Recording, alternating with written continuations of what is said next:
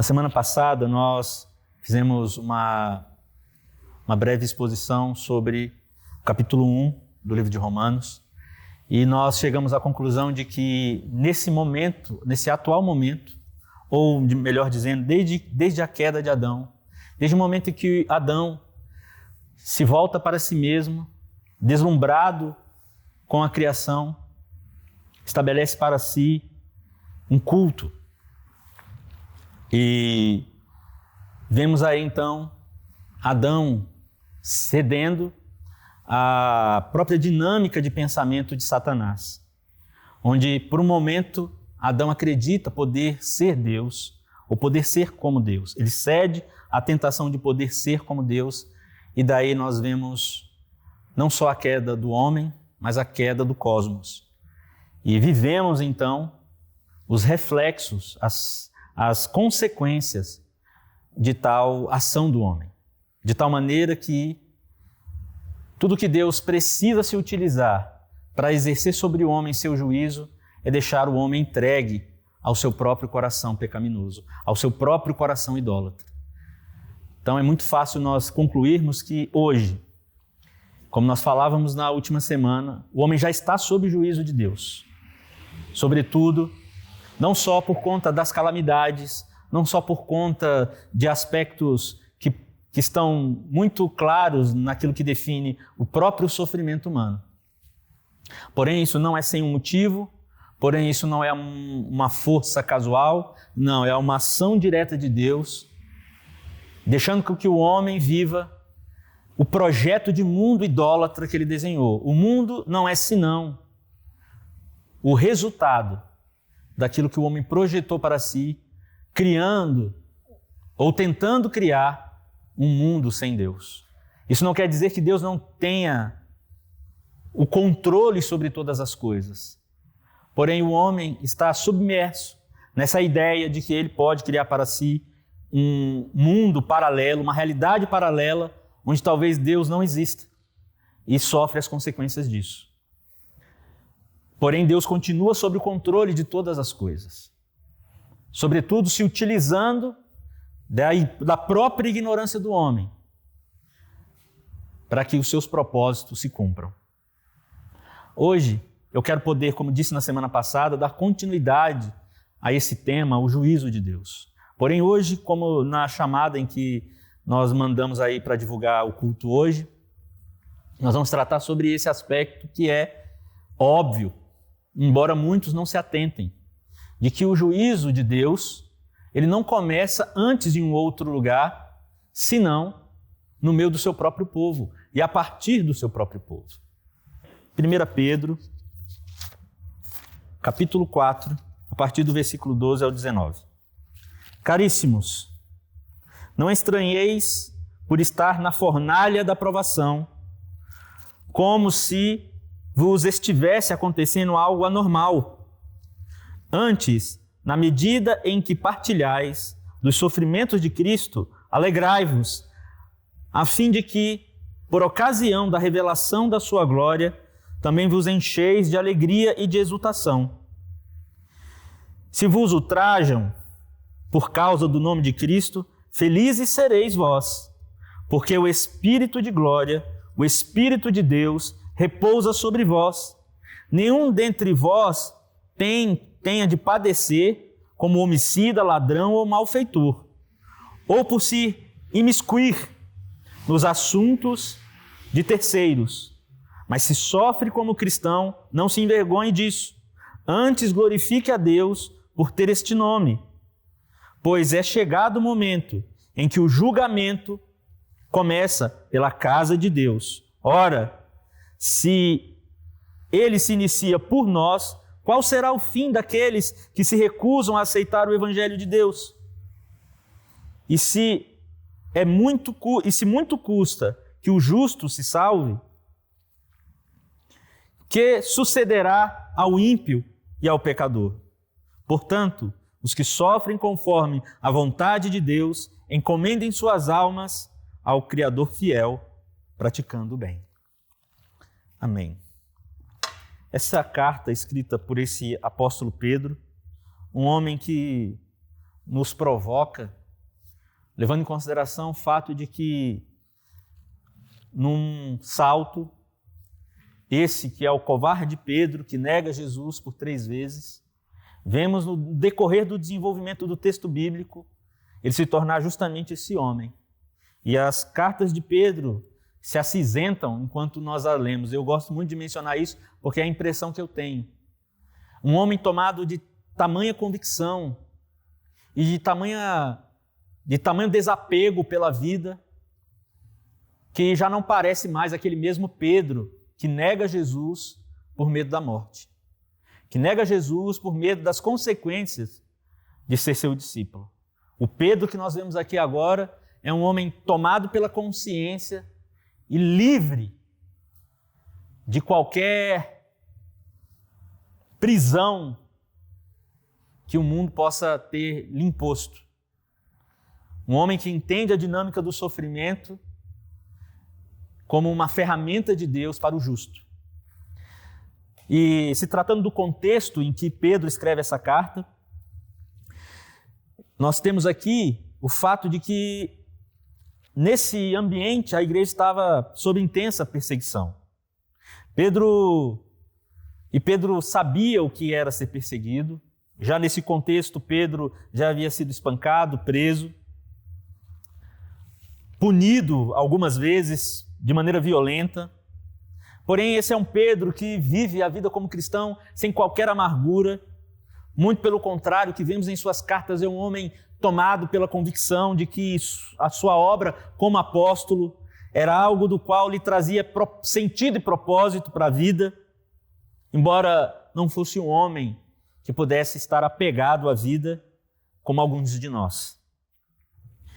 Esse era um homem tomado pelo conhecimento e pela esperança viva de que Jesus haveria de vir buscar. E esse era o contexto não só para Pedro, mas também para Paulo. Esses eram homens que viviam a iminência da volta de Jesus. Um tempo não diferente para nós. Na verdade, esse sentimento presente no coração dos apóstolos deveria ser o sentimento no coração de qualquer cristão. Mas nos parece que, como já tenho dito algumas vezes, homens e mulheres ditos cristãos, vivem como se a vida aqui justificasse sua fé, como se sua fé fosse uma mera ferramenta para lhe garantir algum conforto no momento presente, coisa que não é em absolutamente nada coerente com as Escrituras. Embora esse tempo de perseguição fosse realmente um tempo de absurda violência, onde Nero, imperador de Roma, culpara os cristãos pelo incêndio da cidade imperial,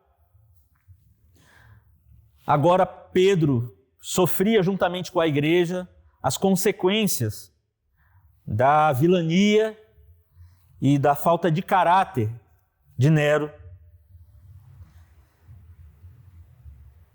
Porém, o que Pedro tenta nessa carta é nos lembrar que sofrer por amor de Cristo não é senão um privilégio. Coisa que falta na cabeça de muitos cristãos quando consideram os motivos pelos quais tanto o sofrimento pode se manifestar na vida dos cristãos. E uma coisa é certa, meu irmão. Pode ser que por ter se tornado cristão, você seja ainda mais envolvido em questões que envolvam sofrimento. Sobretudo porque esse é o fluxo do discípulo de Jesus. Então, deixa eu lhe dizer algo. Você é discípulo de Jesus, então quero que você tenha uma certeza na sua vida. Por esse motivo você sofrerá. E isso não é só uma informação contida nas Escrituras. É uma promessa dada por Jesus desde o Sermão do Monte, quando ele diz que se ele foi perseguido, nós também seríamos. Que por amor do nome dele, nós seríamos não só perseguidos, mas seríamos mortos, humilhados, ultrajados, subjugados. Uma perspectiva completamente distinta daqueles que, no atual momento, criaram uma teologia fundamentada em hedonismo, como se a vida cristã pudesse ser alguma garantia de gozo e prazer nessa vida. Sim, há gozo e prazer nessa vida por servirmos Jesus. mas é por servirmos Jesus, e não porque Ele nos garantirá alguma medida de conforto, e não há um texto na Bíblia que possa ser sinônimo de que a salvação na pessoa de Cristo Jesus é também a garantia de uma vida confortável aqui. Nós temos sim a segurança de que Ele velará por nós, de que Ele zelará por nós, mas sobretudo de que Ele nos aperfeiçoará. E se é algo que Ele se utilizará para nos aperfeiçoar, com certeza serão as provas das quais estão impostas na vida.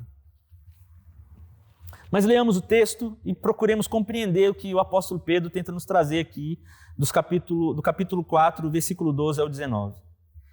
Pedro, aqui a partir do capítulo 12, tenta dizer, e aqui no texto está muito claro, para que esses irmãos não achassem estranho, não ficassem surpresos, porque eles estavam ali agora diante desse ambiente de perseguição. E é muito importante que os irmãos saibam que o ambiente de perseguição que a igreja sofria aqui era muito mais intenso do que nós podemos imaginar. Esse mesmo Nero se utilizava de cristãos para que seus salões fossem iluminados pelo corpo de irmãos sendo queimados durante as suas festas e seus bacanais, durante seus cultos dedicados ao panteão de deuses romanos, como oferendas e como espetáculo. Então, quando nós paramos para pensar no tipo de situação que nós vivemos hoje, embora nós não estejamos necessariamente no ambiente de perseguição, mas é claro que muitos de nós, por conta das necessidades advindas como consequência do coronavírus, muitos de nós já parecem desfalecer. Porém, deveríamos tomar aqui a lembrança do apóstolo Pedro do fato de que em nenhum momento o cristão deveria se admirar de se ver tomado por alguma consequência daquilo que está presente no mundo caído. Deus se utilizará desse mesmo mundo caído, meus irmãos, para que nossa fé seja provada. A partir do capítulo 13,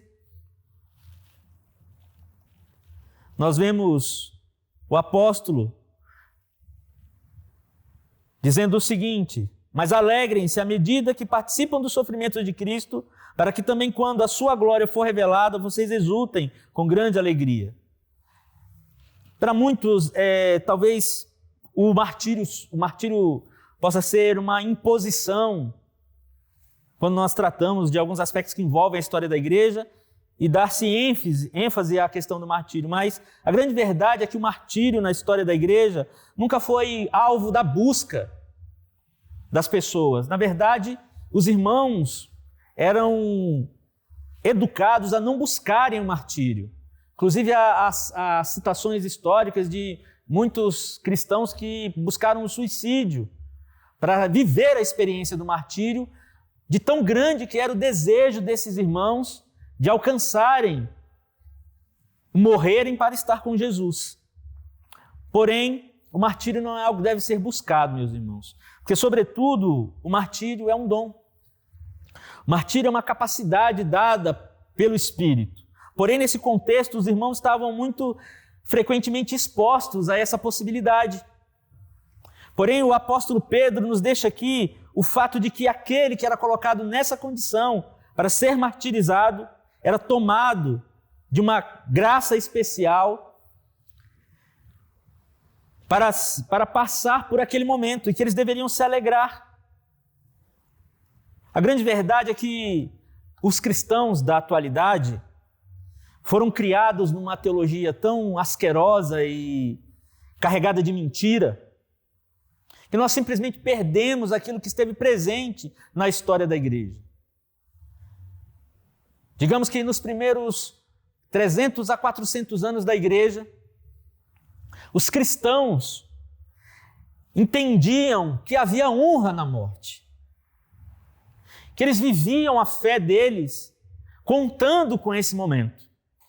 Porém, hoje nós Vemos irmãos que acreditam que ser cristão é uma garantia para a vida aqui, quando na verdade a vida aqui não nos dá qualquer garantia, a não ser essa, que é a garantia de que há uma vida melhor fora de tudo que nós chamamos de mundo, fora de tudo que nós chamamos de cultura mundana e das influências culturais, da maldade que definem esse plano.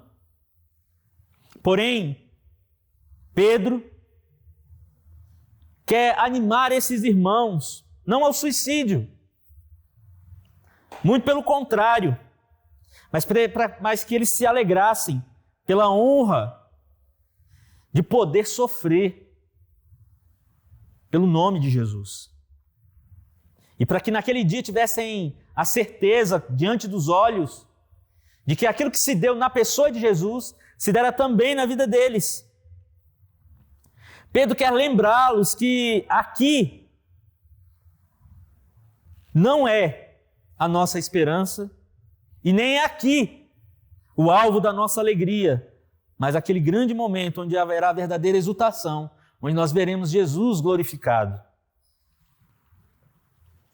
Já no versículo 14, o que nós vemos é o apóstolo Pedro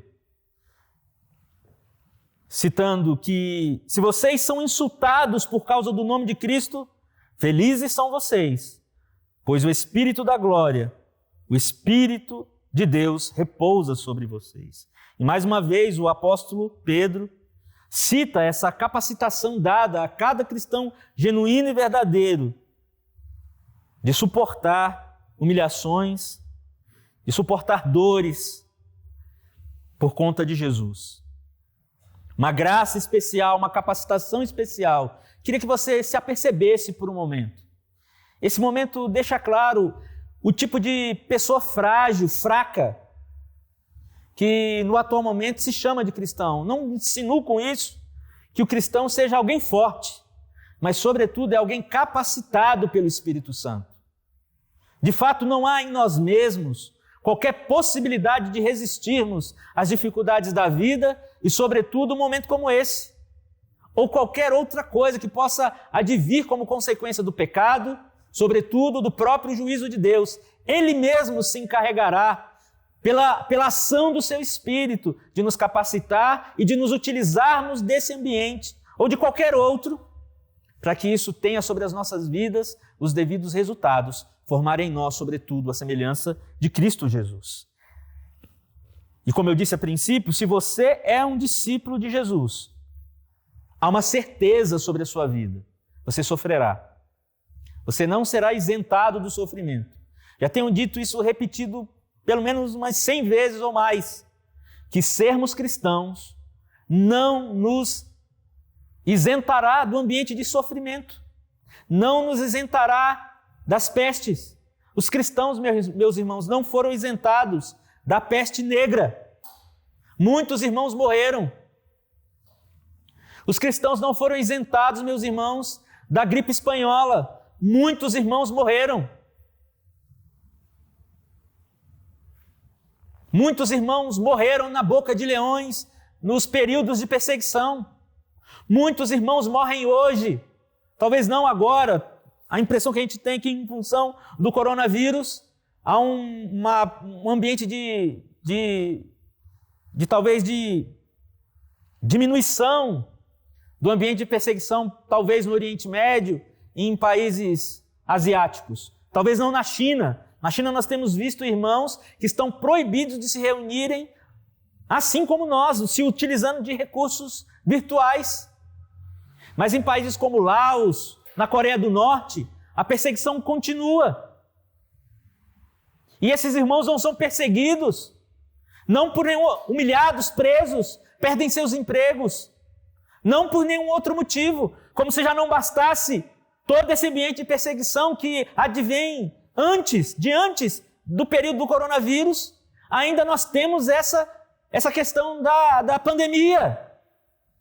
Mas esses irmãos estão passando isso, assim como no passado, como cristãos e por serem cristãos. Nós vemos aqui, já no versículo 15 ao 16, algo que precisa ser nos lembrado.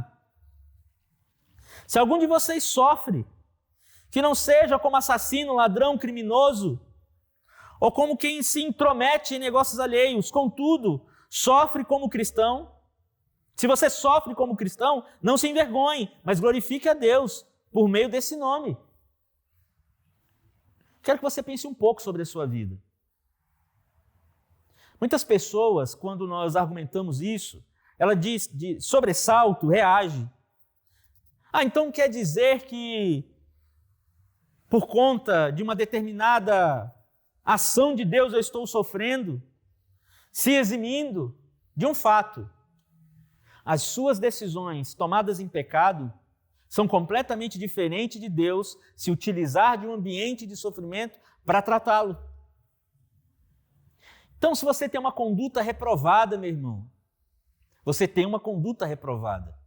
Sim, Deus pode se utilizar dela para levá-lo ao aperfeiçoamento, mas a decisão de pecar foi sua. A conduta imoral é sua. E você sim precisa ser corrigido. Porém, isso não quer dizer que nós agora vamos tomar decisões insensatas, agindo como ladrões, agindo como assassinos, agindo com ações criminosas, ou cometendo pecados de qualquer ordem, simplesmente porque nós acreditamos que Deus pode se utilizar daquilo para me tratar. Não, não funciona assim. Essa é uma matemática estúpida, reprovada pelas Escrituras. O fato de Deus poder se utilizar das nossas falhas não quer dizer que eu tenha que buscar falhar. Ao contrário disso, porque já há uma medida desse juízo, da disciplina de Deus, é sobre isso que eu quero tratar nessa noite, sobre mim. Eu não preciso errar para aprender. Eu posso aprender com o erro dos outros. Eu posso aprender com as Escrituras e me colocar nessa posição onde a vontade de Deus pode sim se colocar sobre mim, me colocando em situações de dificuldade, para que nesse ambiente de dificuldade eu aprenda a tomar decisões santas, eu aprenda a tomar decisões que honrem a Deus, mas jamais, por opção, pecar deliberadamente, como se Deus me aprovasse isso como uma medida para me tratar. Isso é desonesto e isso denuncia o coração das pessoas. Pedro aqui adverte que o sofrimento ou a punição de um cristão anula, que um sofrimento provocado por uma decisão, por um comportamento pecaminoso, anula o testemunho do sofrimento. Uma coisa é o testemunho do sofrimento, outra coisa é uma pessoa sofrendo por uma decisão estúpida, por uma ação estúpida, por uma ação que contradiz o Evangelho, tomando para si relacionamentos pecaminosos, agindo de maneira desonesta. Não haverá juízo sobre esse. E Deus pode sim se utilizar disso para lhe tratar, mas essa não precisa ser a regra, porque já há uma medida da correção de Deus independente dos nossos erros. E é muito mais segura essa, que não depende dos nossos erros.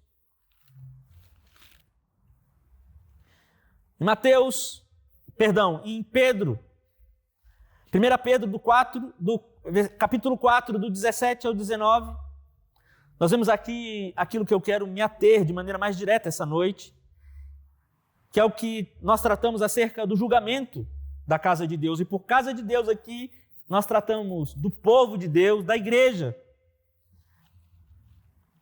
E eu quero que você entenda, nós vemos nas Escrituras muitos momentos dos quais Deus se encarrega de tratar do seu povo.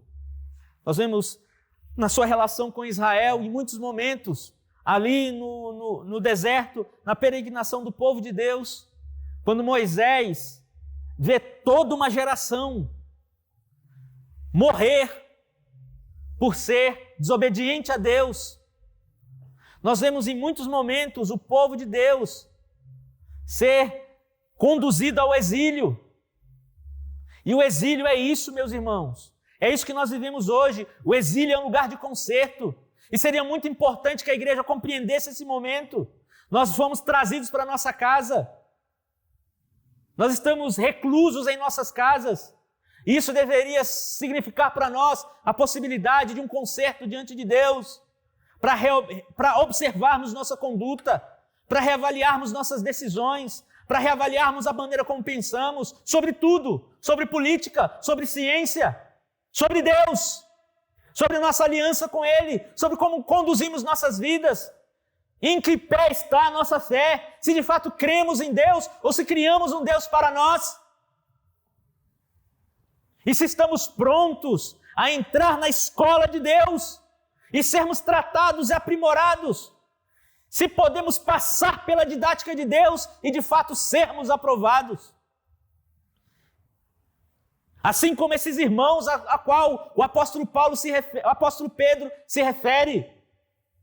Pessoas que estavam sob dura perseguição. Como hoje nós vemos em alguns países do Oriente Médio e em alguns países da Ásia. Como nós vemos no nosso país, o cristianismo ser rechaçado, o cristianismo ser tido como motivo de chacota pela atitude de homens, que assim como Pedro reprova, são larápios, bandidos, ladrões e se utilizam do evangelho para suas manipulações políticas, para sua manipulação filosófica, para obterem poder. Mas os erros desses homens, meus irmãos, serão punidos, principalmente se eles se dizem evangélicos. Então quero que você compreenda algo. O juízo de Deus será mais severo com o próprio povo de Deus. Até porque Deus não faz acepção de pessoas. E não haverá naquele dia nenhum ímpio que possa dizer: o Senhor passou o pano para o seu povo, e o Senhor tolerou o adultério, o roubo, o assassinato, a injúria do seu povo, mas não tolerou o nosso. Não, meus irmãos. O povo de Deus será tratado com maior severidade, porém, com outro objetivo. Talvez você imaginasse que houvesse para você, talvez uma garantia de que você fosse o queridinho do papai. Não, mas não é isso que as Escrituras nos trazem. O que elas nos traz é a realidade de que o próprio povo de Deus será tratado com muito mais rigor. E que não há imparcialidade, não há parcialidade no coração de Deus no tocante ao pecado. Agora, há implicações diferentes para ímpios e para salvos. E aí a sua certeza na salvação, a sua avaliação nesse momento de reclusão, assim como o povo foi para o exílio assírio, assim como o povo foi para o exílio babilônico, e lá teve que rever sua fé, e lá teve que repensar sobre Deus, e lá teve que repensar sobre sua religiosidade. Estava lá presente no passado o juízo de Deus, está aqui presente diante de nós, segundo o Novo Testamento, segundo a carta escrita pelo apóstolo Pedro, o povo de Deus sendo avisado, para que eles não se assustassem, porque desde o passado, o povo de Deus sabia exatamente que há um juízo, que há um tratamento, que há um processo de refinamento do caráter, do qual Deus se utiliza.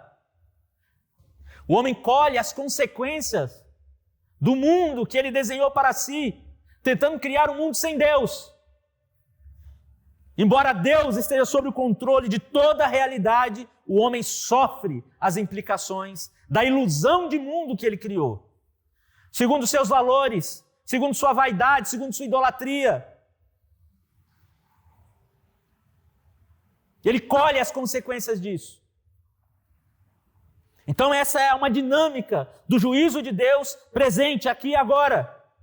E há também essa medida de juízo sobre o povo de Deus. Mas há uma diferença, que este julgamento aqui não é para nossa condenação. Aleluia! Glória a Deus! Essa medida de julgamento de Deus para o seu povo, imprimida com força, com rigor, com zelo da parte de Deus, julga os seus escolhidos para corrigi-los. E por isso Deus nos impõe tribulações, provas, dificuldades, mas não com o intuito de nos condenar. Porém, para o nosso aperfeiçoamento. O apóstolo Pedro aqui nos lembra, a partir do versículo 18, que não há um empenho do qual o homem possa fazer para se salvar. Quando ele diz aqui, no versículo 18, e se ao justo é difícil ser salvo, que será do ímpio pecador? Isso não quer dizer que o apóstolo esteja atribuindo ao crente algo que ele possa fazer com alguma dificuldade que possa garantir a ele a salvação. Muito pelo contrário. O apóstolo está querendo dizer que a vida cristã é tomada de dificuldades. Agora, se a vida cristã é tomada de dificuldades, quem dirá então a vida do ímpio pecador? O apóstolo encara essa perseguição. Acima de tudo, esse ambiente que toma o contexto histórico de 1 Pedro 4, ou da primeira e da segunda epístola de Pedro, como uma perseguição que de fato é permitida por Deus. Há uma ação de Deus por trás desse ambiente do qual o cristão se vê tantas vezes. Agora, para o ímpio, esse ambiente de sofrimento é só o prenúncio de algo terrível que o aguarda.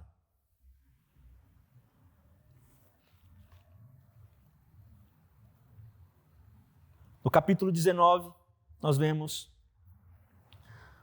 o apóstolo dizer: por isso mesmo, aqueles que sofrem de acordo com a vontade de Deus devem confiar a vida ao seu fiel Criador e praticar o bem. Ou seja, meus irmãos, aquele que sofre em obediência, de maneira humilde diante de Deus, entendendo as dinâmicas do que nos é ensinada por Jesus, quando ele diz que seja feita a tua vontade no Getsemane, esse tem a vida já guardada nas mãos do seu Criador, obedecendo a Deus, sendo a semelhança de Jesus, promovendo todo o bem possível, toda a obediência possível a Deus. Então, quero que você conclua comigo os aspectos que envolvem esse trecho dessa carta. No ambiente que de absurda perseguição, o apóstolo Pedro nos ensina que há, sim, um juízo da parte de Deus para o seu povo. E tudo aquilo que nós podemos pensar, Deus se voltou primeiro para o seu povo, sobretudo para corrigi-lo, sobretudo para ensiná-lo, sobretudo para que, de fato, esse povo seja um povo santo, para que, de fato, esse povo seja um reflexo dele, para que, de fato, esse povo seja um ponto de contradição no mundo corrupto, mas não de uma outra forma, senão por meio do sofrimento. De tal maneira que há sofrimento para justos e para injustos. Porém, para nós, o sofrimento não é sem motivo. E há uma esperança nisso, de que, de fato, nós seremos a semelhança de Cristo. E diante disso, eu gostaria de fazer 3 aplicações finais. Primeiro, eu gostaria de abordar o fato de que quem produz qualquer coisa no nosso caráter é Deus. Embora nós possamos falar, e é uma pergunta muito frequente no tempo de agora, há muitos questionamentos se esse já é o princípio das dores. A grande questão é que não se trata disso. Não vejo uma sinceridade nessa preocupação, porque se nós estivéssemos realmente voltados para essa hipótese, a igreja não estaria refém do atual contexto político, servindo de bucha de canhão. Ela se levantaria a voz contra o atual ambiente, esteja ele na esquerda ou na direita. Ela se posicionaria pelo reino de Deus e não se fazendo idólatra. Esse não seria o discurso que nós temos ouvido hoje. Deixa eu lhe dizer, o mundo não será um lugar melhor, meu irmão. Não se pode administrar o mal. Não se pode usar de política para administrar o mal. Não se pode usar de filosofia para se administrar o mal. Só há um capaz de administrar o mal, Deus. Não que Deus seja mal, mas Deus se utiliza da maldade humana para cumprir seus propósitos, para exercer sua justiça.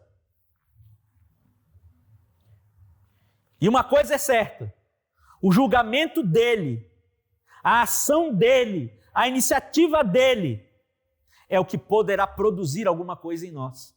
Como nós lemos aqui, o apóstolo Pedro crê que esse sofrimento, que essa perseguição não está acontecendo por um outro motivo, senão pela autorização de Deus, para gerar no coração daquela igreja, para promover no coração daquela igreja um povo aprovado, assim como deve ser para nós agora, como foi para os cristãos em toda a história.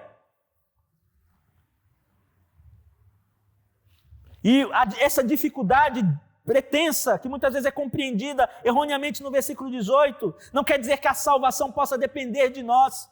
Não há nada que você possa fazer, meu irmão, que possa torná-lo digno da salvação. Não há medida de empenho pessoal que você possa se desprender para que, de alguma maneira, você possa ser salvo. Embora, quero que você compreenda algo, a salvação não depende de você, mas você deveria viver como se dependesse. Você deve ser sim um crente fiel, um homem ordenado, um homem lúcido, uma mulher lúcida, se utilizando das Escrituras como parâmetro, como régua para todas as suas decisões, principalmente no atual contexto. Não permita que o atual contexto, por conta do sofrimento, por conta da dificuldade, roube sua lucidez diante de Deus. Não que esse momento torne você cada vez mais lúcido, como o povo ficou, como todos os processos de Deus na vida do seu povo o tornou mais fiel e mais lúcido, até que se chegasse no momento em que Jesus é revelado. Não, aquele povo não se aperfeiçoou e chegou a ver Jesus, porque eles se tornaram melhores, mas Deus foi os conduzindo até aquele momento da história, e ainda assim eles o negaram. Porque não é fruto de uma percepção meramente humana a verdade. Ela é uma ação do Espírito, ela é uma capacitação especial da graça de Deus. Porém, Deus faz tais coisas, e eu já usei essa terminologia hoje. Deus faz isso para nos desmamar do mundo. Nós nos alimentamos do mundo, igreja, e por isso muitas vezes estamos tão confusos. Mas que nós sejamos capazes de distinguir, de exercermos discernimento do porquê Deus exerce seu juízo sobre o seu povo. Não para condená-lo, mas para aperfeiçoá-lo. Outro aspecto que eu gostaria de abordar na aplicação dessa palavra é que você possa analisar como você vive. O juízo de Deus pode nos purificar, pode mudar nossas vidas, pode mudar a maneira como nós pensamos. Porém, se nós continuamos com uma vida conscientemente pecaminosa, eu quero lhe dizer uma coisa, não há um pecado inconsciente. É mentira a falácia freudiana que diz que o homem é tomado por um determinado lugar na sua vida chamada inconsciente. Não, você não peca sem querer. Todo pecado é consciente. Principalmente para aquele que em algum momento recebeu esse lampejo de luz dada pelo Espírito Santo. Não, você não está enganado.